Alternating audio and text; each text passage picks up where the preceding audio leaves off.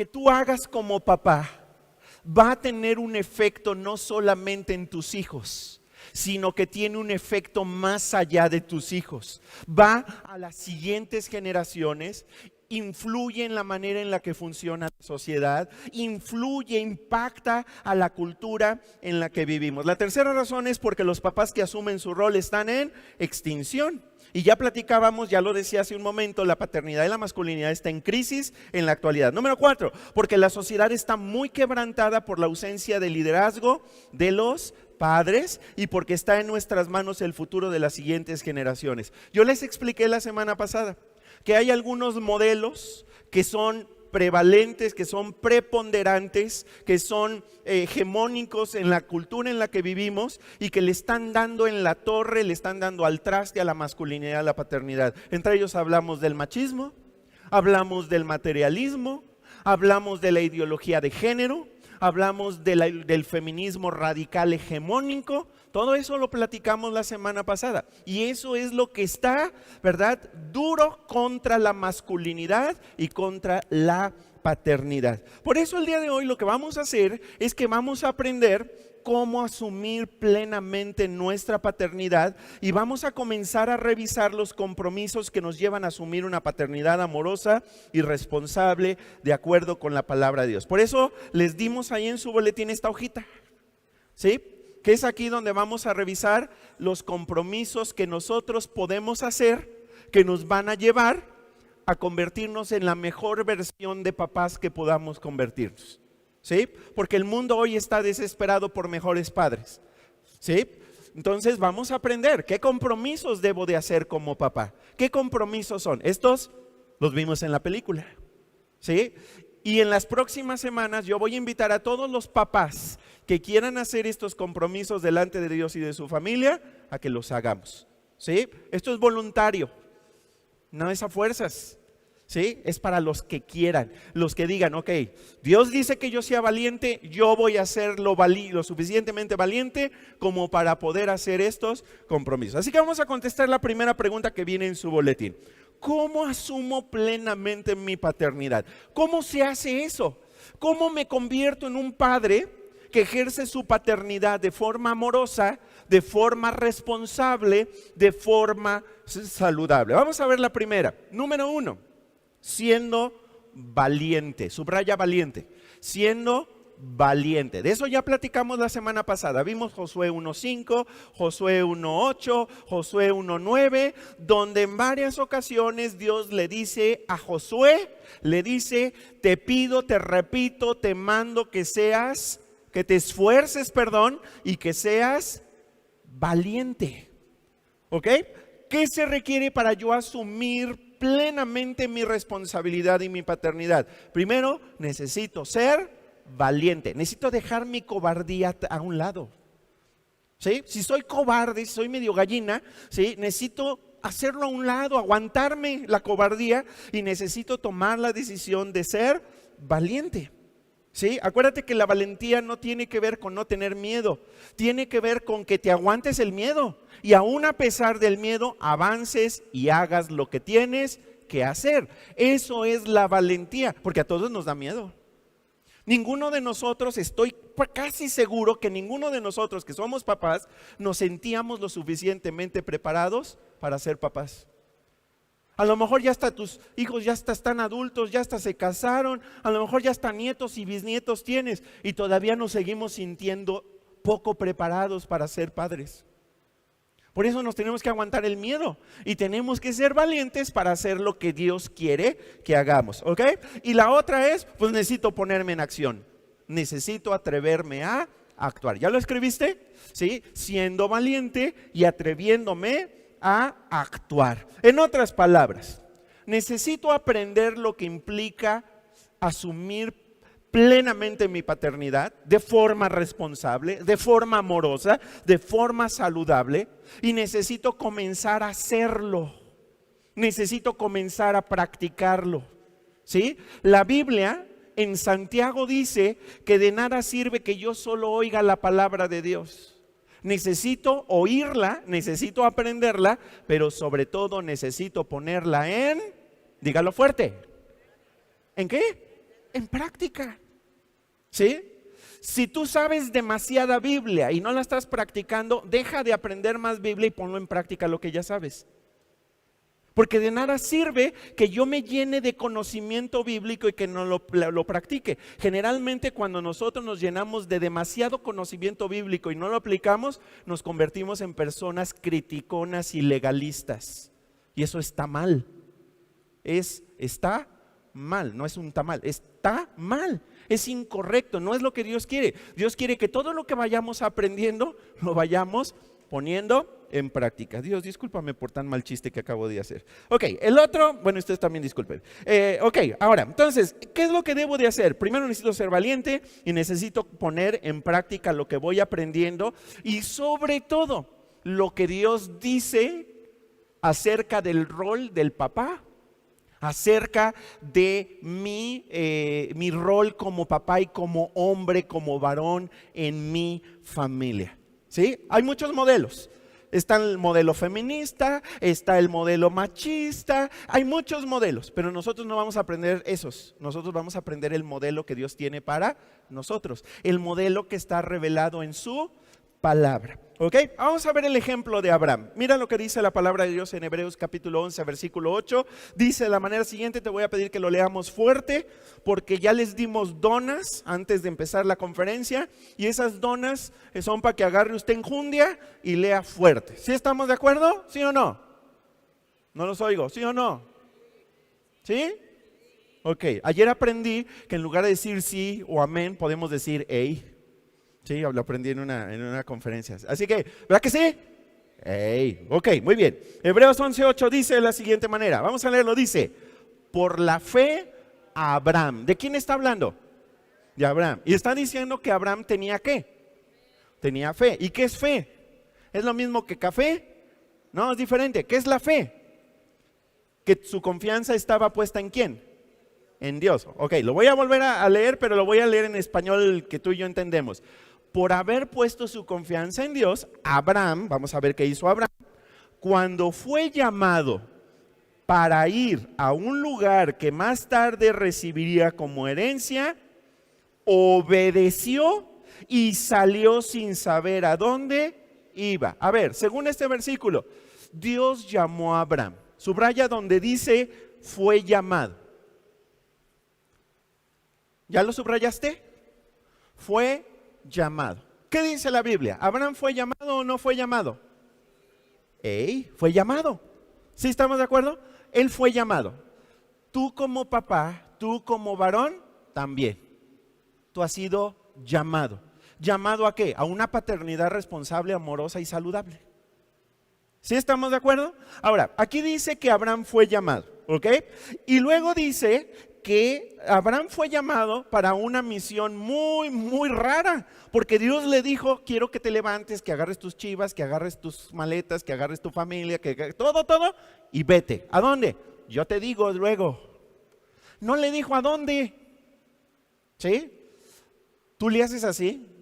Dios dice que ya me vaya, pero no me dijo a dónde. Pues ya me voy. No, tú y yo necesitamos, todos queremos saber a dónde, pero él aún así, cuando Dios no le dijo a dónde iba, ¿qué dice la palabra de Dios? ¿Cuál fue la respuesta de Abraham? ¿Qué dice? A un lugar que más tarde recibiría como herencia, ¿qué hizo?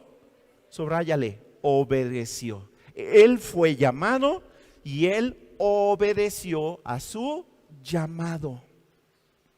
Fue obediente, en otras palabras. ¿Sí? Dios lo llama, Dios le da indicaciones, Dios le da instrucciones, y dice la palabra de Dios que su confianza en Dios era tal que él tomó la decisión de obedecer. ¿Obedecer qué significa? Hacer lo que Dios me dice, ponerlo en práctica, aplicarlo en mi vida. Y aquí lo vemos claramente, dice, obedeció y ¿qué hizo? Salió, subraya eso, salió sin, y aclara la Biblia, sin saber a dónde iba. A veces como papás no tenemos idea para dónde vamos. No tengo todo resuelto, no tengo todas las respuestas, pero Dios me llamó y mi respuesta ante lo que Dios me ha llamado es obedecer y hacer lo que Él me ha pedido que yo haga. Ahora, ¿Abraham fue perfecto? No, la Biblia dice que cometió errores, pero fue un gran papá. ¿Sabes por qué fue un gran papá? Porque ¿por qué? Hasta cantamos la del padre Abraham. ¿Por qué? ¿Qué fue lo que hizo que él fuera incluso conocido como el padre Abraham, como el patriarca Abraham? La Biblia nos dice qué hizo. Fíjate lo que hizo. Génesis 17, versículo 1, vamos a leerlo con detenimiento. Dice, cuando Abraham tenía 99 años, el Señor se le apareció y le dijo, yo soy el Dios Todopoderoso. ¿Quién se le apareció a quién? Dios, Jehová, el gran yo soy, el creador de todas las cosas, el dueño del universo, el jefe de jefes, el señor de señores, se le apareció a Abraham. Cuando Abraham tenía ¿cuántos años? 99. ¿Cuántos aquí tienen 99 años? Nomás allá la persona de atrás. No hay nadie, ¿verdad? Ok, ya era grande, ya era mayor. Y fíjate lo que Dios le dice a Abraham. Fíjate lo que Dios le dice a Abraham que haga. Subráyalo. Vive en mi presencia y sé intachable. ¿Ya lo subrayaste? Vive en mi presencia y sé intachable. Eso fue lo que Dios le pidió a Abraham que hiciera. ¿Sí? Esto fue lo que Dios le dijo a Abraham cuando se le presentó cara a cara. Quiero que vivas en mi presencia y quiero que seas intachable. ¿Qué quiere decir vivir en la presencia de Dios? Tener la relación más cercana posible con Dios. No una relación religiosa, sino una relación, empieza con A, amorosa. Una relación de amor con Dios. Y eso solamente se logra cuando nosotros tenemos a Dios como la prioridad en nuestra vida, incluyendo en cada día en nuestra agenda. De tal manera que lo más importante que yo voy a hacer como papá en todo mi día no es lavar los trastes, no es planchar la ropa, no es sacar la basura, no es ir a trabajar, es pasar un tiempo especial con mi Dios. ¿Sí? Paco, pero eso es religioso. No tiene nada de religioso. Es una relación con Él en la que yo me reúno con Él y platico con Él. Y Él me platica. Y yo platico con Él. Y Él me platica. ¿Cómo me habla Él? Mayormente a través de su palabra. Y también poniendo impresiones en mi cabeza. Eso es vivir en la presencia de Dios todo el día. Ahora, eso es un tiempo especial que yo tengo con Él. Pero eso no significa que el resto del día me desconecte de Él. Porque yo puedo ir manejando, ¿sí? Y puedo seguir hablando con Él. ¿A poco no? No, es que no traigo saldo. No necesitas saldo. Puedes hablar con Él cuando quieras, ¿sí? Si necesitas tomar una decisión difícil o necesitas pedirle algo, tú puedes, ¿verdad? Muy rápidamente, Señor, ayúdame con esto. Te lo pido. Eso es tener una relación íntima con Él, cercana con Él. Eso es lo que Dios le pidió a Abraham. ¿Sí? Ten una relación muy cercana conmigo. Y la otra cosa que le dijo fue, ¿qué otra cosa le dijo? Sé intachable. ¿Qué significa intachable? Acá hay lugar. ¿Qué significa intachable? Sin mancha. La palabra intachable lo dice. In significa sin. Y tachable significa sin tachas, ¿ok? ¿Dónde te ponen tachas? En el examen, cuando uno se equivoca, ¿ok? En otras palabras, lo que Dios le está diciendo a Abraham es, quiero que vivas en mi presencia, quiero que pasemos un tiempo diario juntos, quiero que nos conozcamos mejor cada día y quiero que seamos los mejores amigos, quiero que tengamos la mejor relación entre un papá y un hijo. Y también quiero que hagas lo que yo te pida. Quiero que seas obediente. Quiero que tú hagas lo que yo te indico. Eso es ser intachable. Si tú quieres realmente ser el mejor padre que tú puedas ser, necesitas hacer estas dos cosas. Como papá, como varón, como hombre, dedicar el mejor tiempo de tu día a pasar un tiempo con Dios. No tienen que ser 4 horas, 5 horas. Con 3 horas está bien. No, no te creas. Pueden ser 15 minutos. Pero buenos 15 minutos con Él, sin distracciones, sin celular, en las que tú entres a la presencia de Dios y sea un tiempo de estar juntos. Ahora, algunos de nosotros no estamos haciendo esto. No estamos pasando tiempo diario con Dios y por eso estamos siendo inefectivos en nuestra paternidad y en nuestro rol como hombres, ¿sí? Conocemos la palabra de Dios, pero no la estamos poniendo en práctica. Necesito comenzar a obedecer la palabra de Dios, ¿sí? Ahora, esto quiere decir entonces que Dios es la prioridad en mi vida como papá. Si yo quiero ser el mejor papá, necesito que Dios sea la prioridad en mi vida. ¿Que sea qué? No los oigo. ¿Que sea qué? Sea la prioridad, el número 1. Ok, ahora fíjate lo que dice Lucas capítulo 9, versículos 61 y 62. Esto lo dijo Jesús. Vamos a leerlo juntos. Dice, también otro hombre le dijo, yo te seguiré, Señor. ¿Sí? Así hay mucha gente. ¿Sí? Yo te voy a servir, Señor. Te voy a entregar mi vida. Te voy a entregar mi agenda, te voy a entregar mi tiempo, te voy a entregar mi matrimonio, te voy a entregar a mis hijos, te entrego mi tiempo, quiero servirte en un ministerio. Pero luego decimos lo que dijo este hombre: Señor, yo te seguiré, pero primero deja que vaya a despedirme de mi familia. En otras palabras, ¿qué es lo que le está diciendo este hombre a Jesús? Señor, yo de veras con todo mi corazón te quiero servir. Yo con todo mi corazón te quiero adorar. Yo con todo mi corazón quiero hacer lo que tú quieres que yo haga. Nada más primero déjame, voy al trabajo.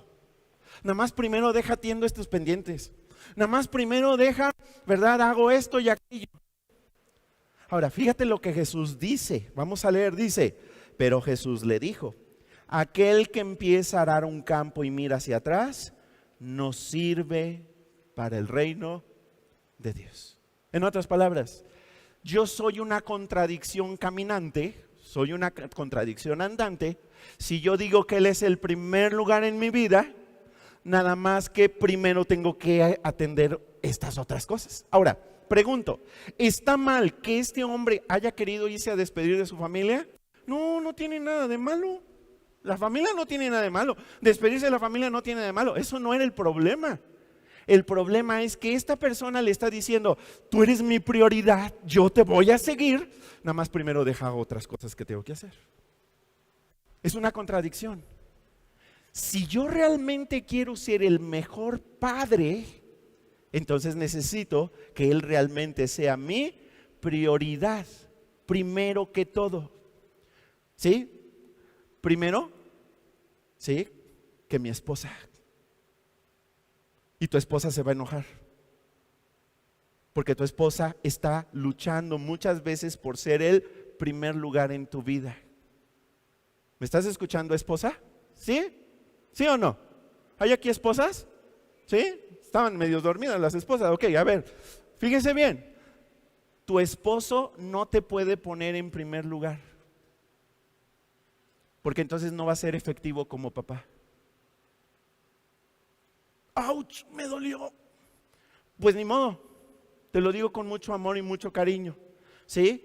Tu esposo necesita poner a Dios en primer lugar en su vida. Y si tú estás siendo un obstáculo para que Dios esté en primer lugar en su vida, necesitas arrepentirte y cambiar. ¡Auch! ¿Sí estamos de acuerdo?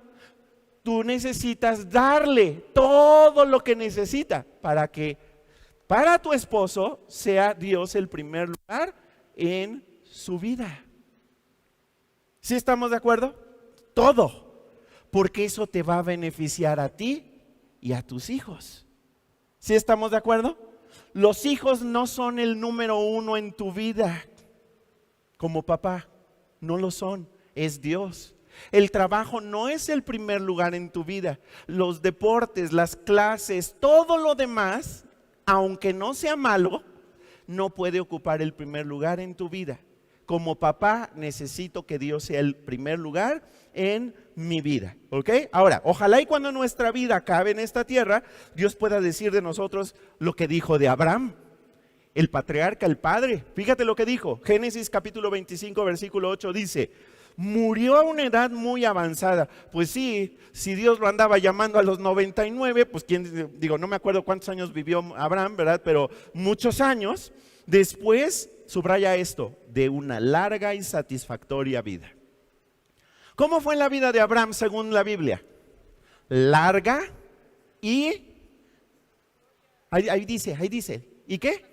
Satisfactoria. Fue feliz, estuvo lleno de satisfacción.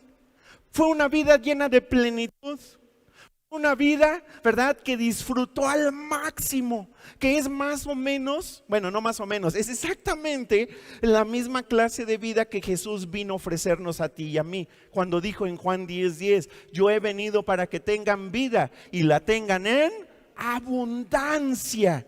Ese es el tipo de vida que Abraham vivió, una vida en abundancia, una vida plena, una vida satisfecha. ¿Qué hizo Abraham para tener una vida satisfecha y ser conocido como el padre Abraham, ser conocido como el patriarca Abraham? Ok, puso a Dios en primer lugar en su vida. Se enfocó en tener la mejor relación con Dios y fue obediente a Dios. Número 2. Segunda cosa que me va a permitir asumir plenamente mi rol como papá de forma responsable, amorosa y saludable. Número 2, siendo valiente para tomar las decisiones correctas y rechazar lo incorrecto. Siendo valiente para tomar las decisiones correctas y rechazar lo incorrecto. ¿Sí? A ver, ¿qué palabra escribiste? ¿Qué palabra escribiste?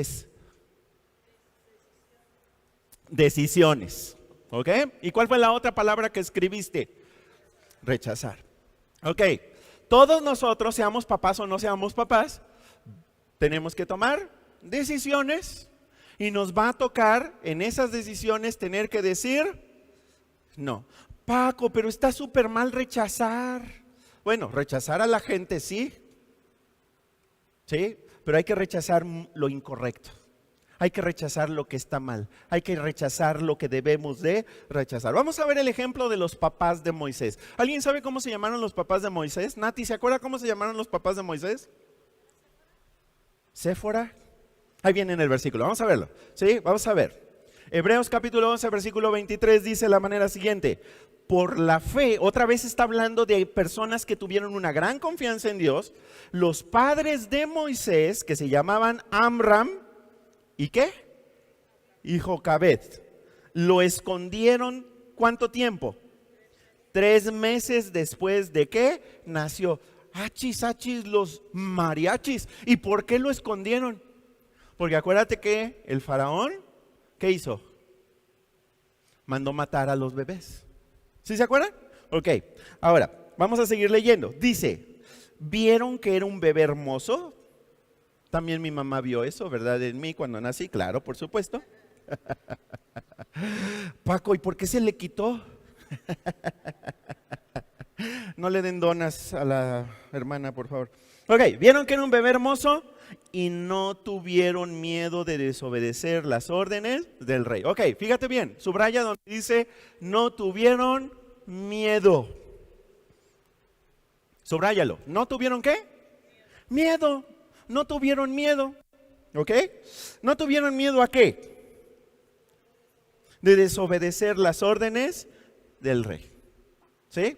Ahora, algo que podemos aprender de este versículo es que muchas veces los gobernantes toman decisiones equivocadas. ¿A poco no? ¿Sí o no? Sí. ¿Y en México? Más. ¿Sí? Ok, entonces es un problema a nivel mundial. Ok, los gobernantes pueden tomar decisiones equivocadas. Nosotros, como cristianos, como hijos de Dios, nosotros tenemos una obediencia, una lealtad a una autoridad mayor que a las autoridades terrenales. Ciertamente Dios le ha delegado autoridad a las autoridades terrenales. Pero nosotros, nuestra lealtad no es a las autoridades terrenales. Por eso si a mí una autoridad terrenal, en mi trabajo por ejemplo, me pide que haga algo corrupto, yo tengo que desobedecer.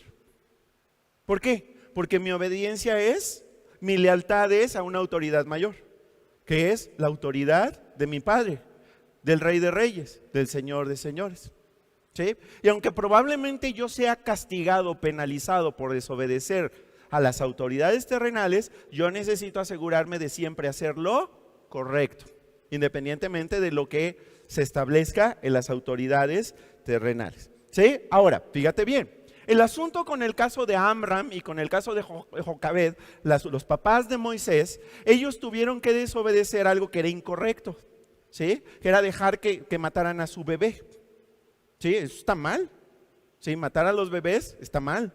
Matar a los bebés que no han nacido está todavía más mal, porque son indefensos. ¿Sí? ¿Estamos de acuerdo? Ok, ahora, ellos se arriesgaron y tomaron una decisión en la que ellos desobedecieron, ¿sí? Y estaban poniendo en riesgo sus vidas por hacer lo correcto. ¿Por hacer lo qué? ¿Lo qué? Lo correcto. ¿Sí me están oyendo? ¿Sí? ¿Allá en el vestíbulo me están oyendo? ¿Sí? ¿En el baño me están oyendo? Es que también se oye en el baño. No sé si hay alguien en el baño. ¿Sí me están oyendo?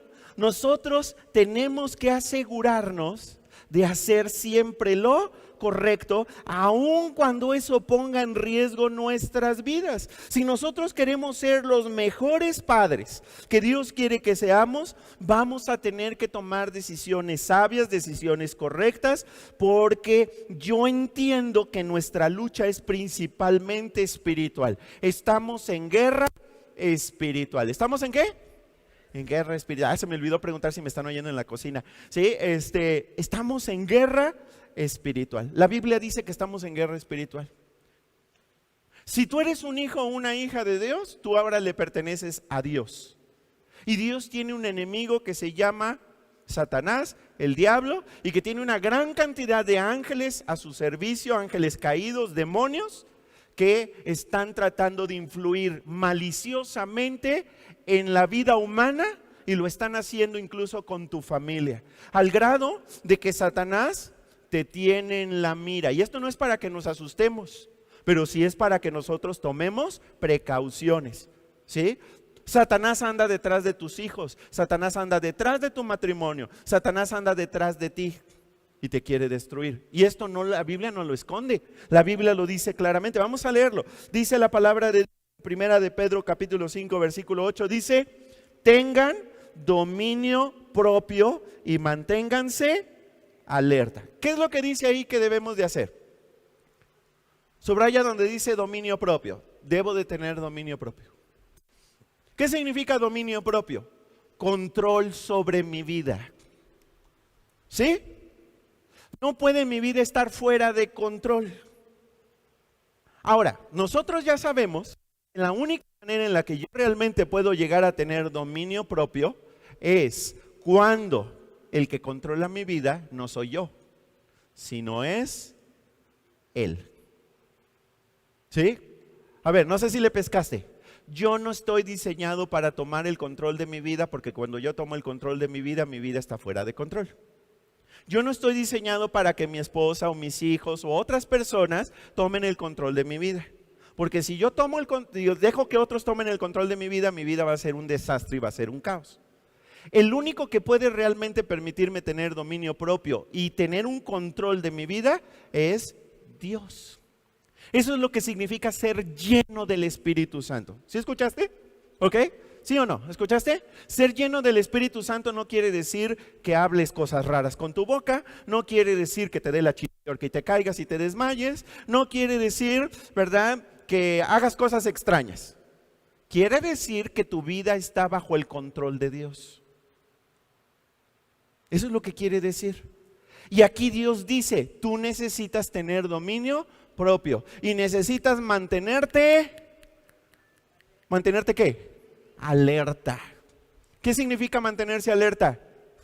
Pues estar, pero no te duermas.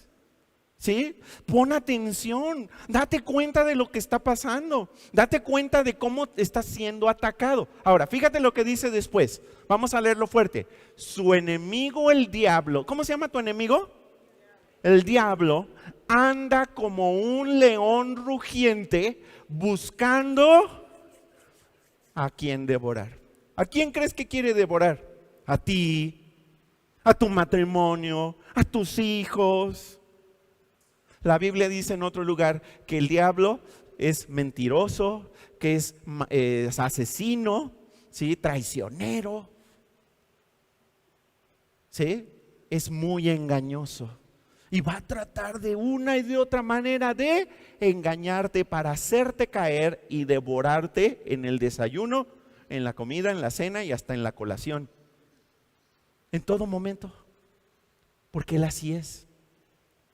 ¿Sí estamos de acuerdo? Por eso es muy importante que yo, ¿verdad? Tome decisiones sabias, decisiones correctas en mi vida. Ahora, déjame hablarte rápidamente de 3 tipos de padres que hay. ¿Sí? 3 tipos de padres. Vamos a usar como ejemplo algunas aves. ¿Sí? Algunas aves. Vamos a escribir la primera ave. La primera ave es la gallina. Escribe gallina. La gallina. ¿Ok? Bueno, nosotros por ejemplo en México les llamamos gallina a aquellos que son muy cobardes, ¿ok? Pero no vamos a hablar de la cobardía, vamos a hablar acerca de cómo las gallinas son muy protectoras con sus pollitos, muy protectores, ¿ok? Y vamos a utilizar como ejemplo a las gallinas para hablar de un tipo de padres que nosotros no queremos llegar a ser, que son los padres sobreprotectores.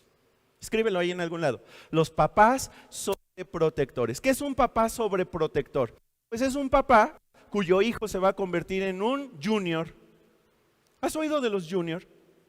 ¿Sí? Son hijos malcriados. Hijos que creen que pueden hacer lo que se les pegue su regalada gana. Son hijos que creen que ellos mandan en la familia. Son hijos que creen que creen que Dios les dio a ellos la autoridad de mandar a sus hermanos, de mandar a sus papás, de mandar a su mamá, y son muy exigentes. Papá, dame a esto, dame aquello, y el papá, ¿verdad? Como si fuera su sirviente. Sí, claro que sí, hijo, ¿verdad? ¿Quieres ahora ¿cómo se llama que acaba de salir el Nintendo Switch 2? Sí, claro, ahorita te lo consigo, ¿verdad? Papá, choqué el carro y atropellé a 3 personas. No te preocupes, hijito, ahorita te voy y te saco de la cárcel, yo pago la fianza y tú no te preocupes por nada. Son papás sobreprotectores, papás que no dejan que sus hijos asuman la responsabilidad. Claro, nosotros somos responsables de ellos, ¿sí? Pero esa responsabilidad que tenemos sobre ellos es para que ellos comiencen a asumir su propia responsabilidad, ¿sí? Ay, qué bueno que lo dice Pastor Paco, porque ya mis hijos cumplieron 34 años, ya es hora de que sean responsables. No, eso tiene que ser desde chiquitos. Desde chiquitos. Desde que tienen 2, 3 años, ¿verdad? A ver, ya te toca a ti cambiarte tu propio pañal. No tanto así, pero sí hay que empezar a soltarles responsabilidades y que asuman las consecuencias de sus actos. Los papás gallinas sobreprotegen tanto a sus hijos que los llevan a no asumir nunca ninguna responsabilidad y por lo tanto se vuelven personas sumamente inseguras y que no tienen ningún respeto por ninguna autoridad. ¿Sabían que hoy los maestros, el magisterio está en crisis? Que ya muchos maestros dicen, no, ya estoy harto de dar clase en la secundaria, estoy harto de dar clase en la preparatoria, yo ya no puedo dar clase en la universidad, porque los alumnos ya no respetan a los maestros. Yo doy gracias a Dios porque, gracias a Dios, yo nunca he tenido ese problema en 25 años que he sido profesor en la universidad, ¿sí? Pero hay muchos que le batallan y que dicen, no, ya estas nuevas generaciones, con ellos ya no se puede trabajar. ¿Por qué? ¿Ese es problema del maestro? Bueno, puede ser, pero sobre todo es un problema de la familia, ¿sí? Quiero hablar con el papá, la mamá de este muchachito, ¿sí? ¿Y qué hacen los papás? Corren al maestro, corren al director, porque les mostró que el hijo estaba cometiendo una falta grave. Ese es el papá gallina, ¿sí? Nosotros no podemos ser así. Ok, vamos a ver el otro papá, es el papá avestruz. ¿Sí? Papá avestruz. ¿Ese cuál es? ¿Han visto los avestruces cuando están corriendo peligro qué hacen? Se comen a sus hijos. No, no es cierto, ¿qué hacen? Se esconden en la tierra la cabeza, ¿sí? Y aunque están completamente vulnerables a que los ataquen, creen que están protegidos por solamente esconder la cabeza. Ok, este es el papá, ¿sí? Que decide, toma la decisión, no de sobreproteger a sus hijos, sino de estar completamente ausente con sus hijos. Ausente físicamente, ausente emocionalmente, ausente relacionalmente, ausente por completo, ¿sí? El hijo crece a la buena de Dios. Bueno fuera que fuera la buena de Dios, es más bien a la buena de cualquier otra persona, ¿sí? Y son hijos que también desarrollan un alto sentido de inseguridad, no se sienten amados, no se sienten atendidos por sus padres, ¿ok? Muchos papás que trabajamos podemos llegar a caer en este tipo de papás y decir, a mí me toca traer el dinero a la casa, todo lo demás le corresponde a la mamá. No, hoy vamos a aprender que eso no es así, ¿sí? Y está finalmente el papá águila, ¿sí? Porque le va a la América. No, no es cierto, porque es papá águila. ¿Han visto cómo las águilas crían a sus hijos? ¿Sí? Primero los toman, los alimentan, ¿sí? Les dan en la boquita de comer, les traen el gusanito, ¿verdad? Y se lo echan así. Yo les pregunté un día a mis hijos que si querían que yo los alimentara así con gusanitos, que se los conseguía y se los daba en la boca, pero no quisieron. Pero los alimentan, ¿sí? Y ellos, primero, en la primera etapa, ¿sí? Ellos se encargan de criar al pollito águila, ¿sí? ¿Cómo se llama? Aguilucho, aguililla, aguilucho. Suena medio feo, ¿no? Eres un aguilucho. Pero después la cosa cambia. ¿Cómo cambia?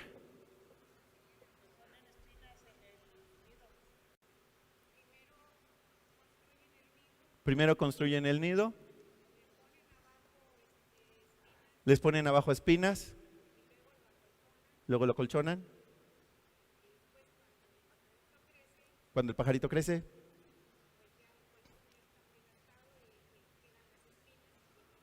ok, las espinas provocan que salgan, ¿verdad? Y luego los enseñan a comenzar a cazar bueno, primero a volar. Y son hasta cierto punto extraños, ¿verdad? Porque los sueltan a volar, ¿sí? Y al principio el hijo le cuesta, pero después vuela. Y después empiezan a cazar. Los enseñan a hacerse responsables de sí mismos. Asumir plena responsabilidad. Ahora, tú como papá, ¿cómo eres? ¿Los sobreproteges? ¿Los tienes abandonados o los estás enseñando a asumir responsabilidad de sí mismos? Ahora, las decisiones que tomaron, por ejemplo, Amram y Jocabed como papás de Moisés, definitivamente moldearon el carácter de Moisés y lo prepararon para ejercer un liderazgo que bendijo a las siguientes generaciones. Déjame mostrarte lo que dice Hebreos capítulo 11, versículos 24 y 27. Dice la palabra de Dios. Número uno. Dice la palabra de Dios. Por la fe, cuando Moisés creció, rechazó, subraya rechazó. ¿Qué hizo? Tomó una decisión y rechazó los honores de ser llamado nieto del faraón. En otras palabras, aunque otros quieran imponerme una identidad, yo sé bien cuál es mi identidad, ¿sí? Que estaba determinada por lo que Dios había hecho en su vida. Moisés decidió, subraya decidió, Moisés decidió no disfrutar los placeres pasajeros del pecado. Este versículo está bien interesante, porque aquí dice que tomó una decisión y que esta decisión incluyó decir, eso no en mi vida. ¿A qué rechazó? El pecado, pero sobre todo rechazó el placer que el pecado tiene como parte del pecado. ¿Sí sabían que el pecado es placentero? Sí, muy placentero. Por eso caemos fácilmente en el pecado, porque el pecado está anclado al placer. Pero él renunció al placer que el pecado traía consigo. Dice, al contrario, decidió, subraya decidió, otra vez, tomó decisiones. Decidió, ¿qué decidió? Sufrir junto al pueblo de Dios. Prefirió, subraya prefirió, esa es otra decisión. prefirió sufrir por el Mesías. Esto es bien interesante, subrayen Mesías. Moisés ya estaba esperando un Mesías. Aquí dice la Biblia. ¿Sí? Y fíjate lo que te voy a decir. Eso quiere decir que Moisés era cristiano. ¿Qué? Pero si la iglesia cristiana fue hasta que Jesús resucitó. No, era cristiano. Porque acuérdate que Mesías es la misma palabra para Cristo. Moisés ya estaba esperando a Cristo. Confiaba en Cristo. Confiaba en Él como su Salvador. Era cristiano. Era mesiánico. Es lo mismo. Cristiano mesiánico. Ok, sigo leyendo. Prefirió sufrir por el Mesías que tener todos los tesoros de Egipto, porque estaba esperando la recompensa de Dios. En otras palabras, renunció al placer, renunció a las riquezas, a las posesiones, renunció a tener una gran posición como nieto del faraón. ¿Sí? Vamos a seguir leyendo. Dice, por la fe Moisés salió de Egipto sin temer al enojo del rey, siguió firme como si estuviera viendo al Dios invisible. Subraya donde dice sin temer al enojo del rey. Se parece un poco a lo que dice la Biblia de sus papás. ¿Sí te fijas? Amram y Jocabed dice también que estuvieron dispuestos a meterse, arriesgar su vida por lo que el rey había hecho, lo que el faraón había establecido como ley. Y aquí Moisés está haciendo exactamente lo mismo. No le tuvo miedo al rey, no tuvo miedo al enojo. Ahora, fíjate bien, hay personas alrededor de nosotros que nos manipulan a través de su enojo y nos tratan de controlar con su enojo. Y se muestran enojadas con nosotros porque quieren llevarnos a que nosotros hagamos tal o cual cosa. ¿Qué hizo Moisés con el enojo del rey, de la persona más importante en su tiempo?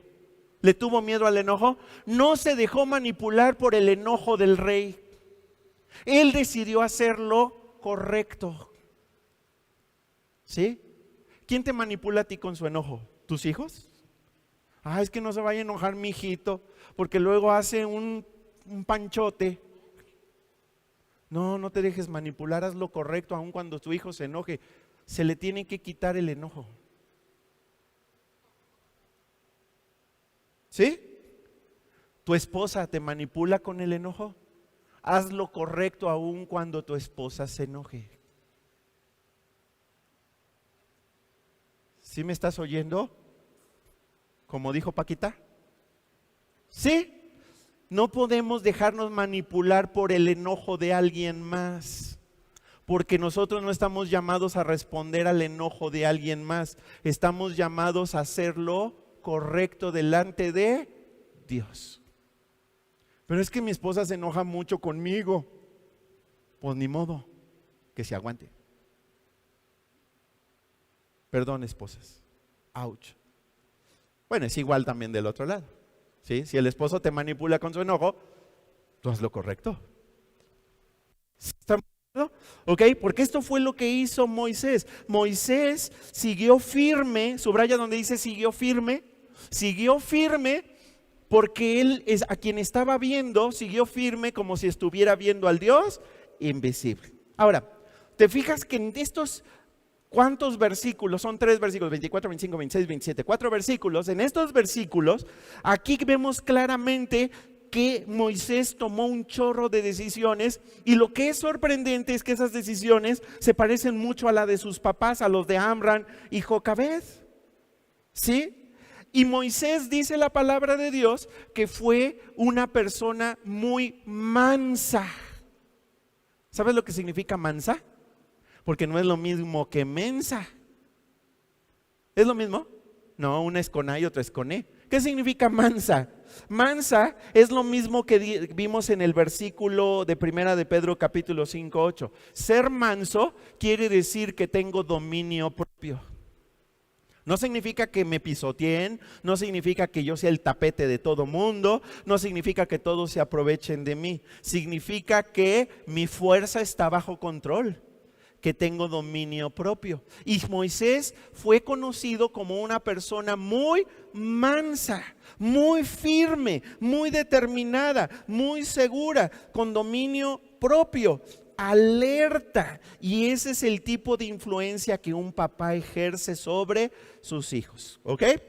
Creo que no voy a terminar otra vez lo que nos falta, pero está bien, ¿ok? Porque esto es muy importante que lo viéramos. Ok, vamos a ver cómo la Biblia resume cómo fue la vida de Moisés.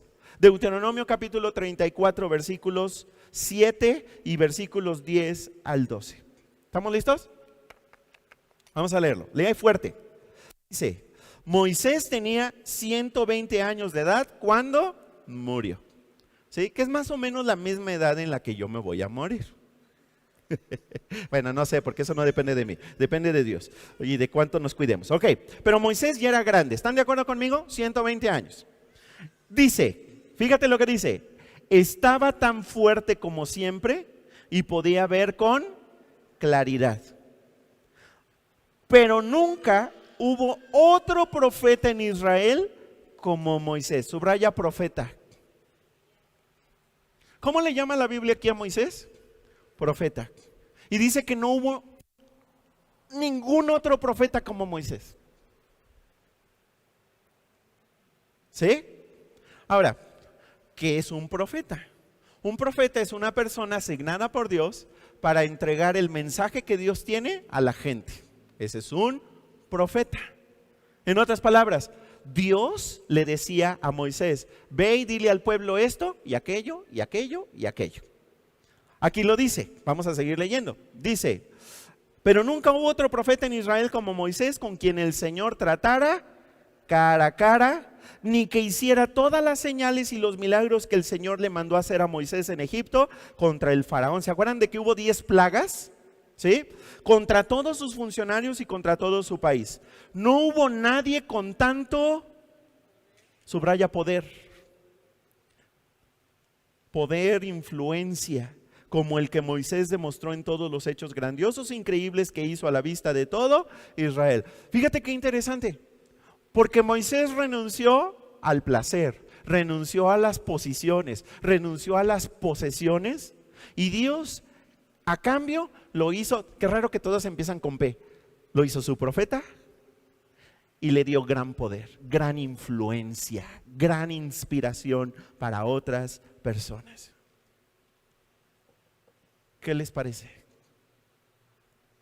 ¿Te gustaría que gracias a que fuiste un papá amoroso y responsable, se hablara así de tus hijos por los siglos de los siglos?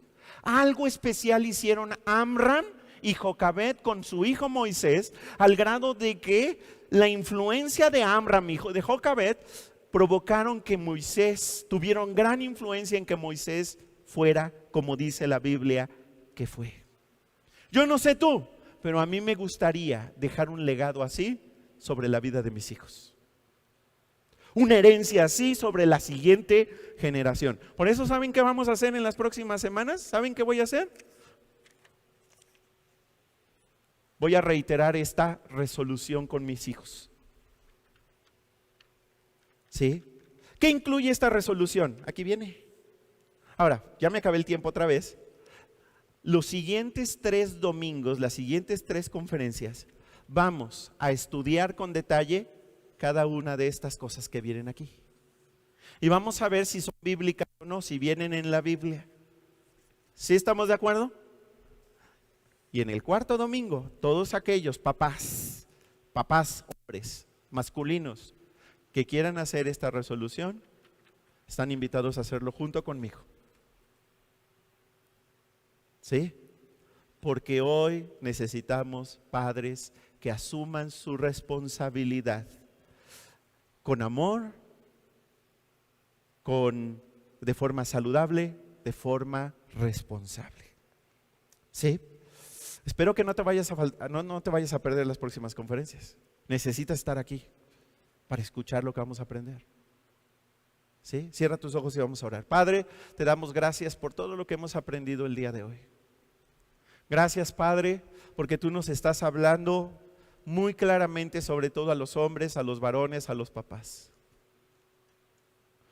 Entendemos que la masculinidad y la paternidad hoy está en crisis en el mundo en el que vivimos. Pero Señor, nosotros estamos dispuestos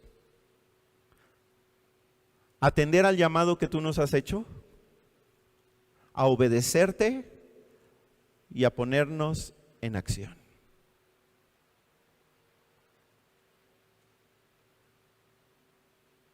Señor, muchas gracias. Muchas gracias por todo lo que nos has mostrado. Muchas gracias por todo lo que nos has hablado. Gracias porque esta palabra es capaz de transformar nuestras vidas, de transformar vidas, de transformar hijos, de transformar naciones, de transformar generaciones. Padre, muchas gracias. Gracias por tu palabra. Y así como estamos en una actitud de oración, si tú nunca le has entregado tu vida a Jesús, si tú nunca le has dicho que quieres que sea tu padre y que te adopte como su hijo, dile las siguientes palabras de todo corazón. Dile así: querido Dios, te doy gracias por amarme tanto, por entregar tu vida en la cruz y por resucitar al tercer día. Yo reconozco que he pecado, que me he equivocado, que he fallado. ¿Podrías perdonarme? Te entrego mi vida. Por favor, sálvame y dirige mi vida de ahora en adelante. Te la entrego en el nombre de Jesús. Amén. Si tú le dijiste estas palabras a Dios, esta oración a Dios, nunca antes se la habías dicho, por favor, házmelo saber, ¿no? Me encantaría saberlo. Llena tu tarjeta de bienvenida y ahí en la parte de abajo, ahí puedes marcar que has tomado esta decisión y puedes entregar esta hojita en el bote de la ofrenda, la puedes entregar en el vestíbulo, ¿verdad? Ahí donde está el área de bienvenida, ahí la puedes entregar, ¿sí? O en el bote de la ofrenda. Y a nuestros amigos que están en YouTube, envíame un correo haciéndome saber que has tomado esta decisión a familiacentrobiblico@yahoo.com y te vamos a enviar material gratuito que te va a ayudar a dar los siguientes pasos en tu relación con Dios.